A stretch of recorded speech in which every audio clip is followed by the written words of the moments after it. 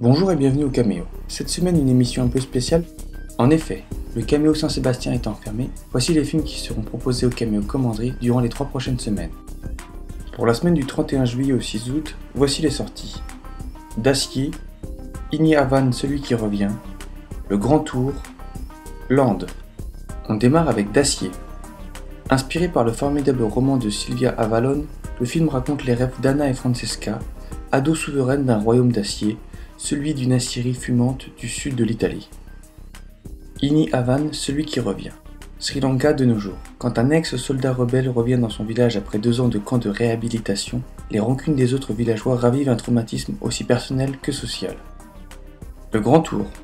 Au départ simple road trip de la fanfare Royal Printemps, les 4 jours de vadrouille des musiciens se transforment en voyage introspectif pour cette bande de potes aussi soulards qu'humains.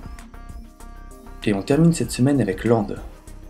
Liena, 35 ans, perd son mari et hérite de vastes domaines, ainsi que d'un rêve, celui d'apporter l'électricité aux Landes des années 1920. Pour la semaine du 7 au 13 août, les sorties sont Les Salauds, Imogène, Je ne suis pas mort, et peut-être Brasserie romantique. Tout d'abord, Les Salauds.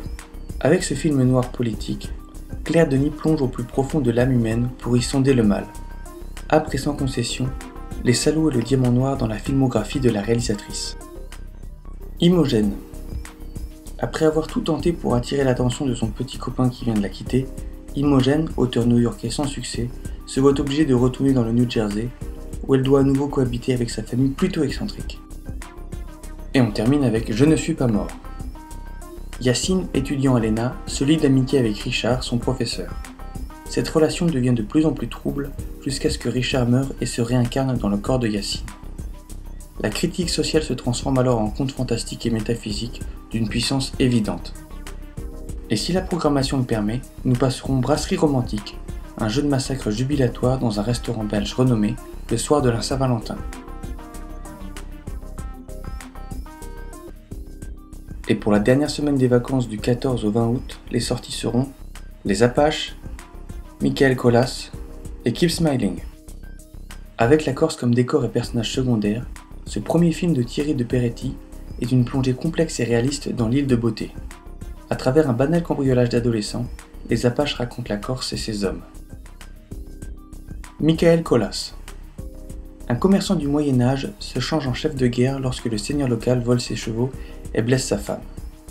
Derrière la quête de justice du héros se cachent des correspondances frappantes avec le terrorisme actuel, ce qui donne donc au film d'Arnaud Despalières une modernité saisissante.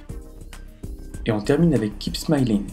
The Full Monty à la sauce géorgienne, ce film raconte l'élection de la meilleure merde de l'année à la télévision d'État géorgienne. Tout est permis donc pour réussir à remporter le gros lot. Enfin, n'oubliez pas du 25 au 31 août, Ciné Cool, avec de nombreuses avant-premières et la venue de réalisateurs et de réalisatrices, tels que Serge Boson, Axel Ropert, Claire Simon, François Duperron, Xabi Molia ou encore Anthony Chen.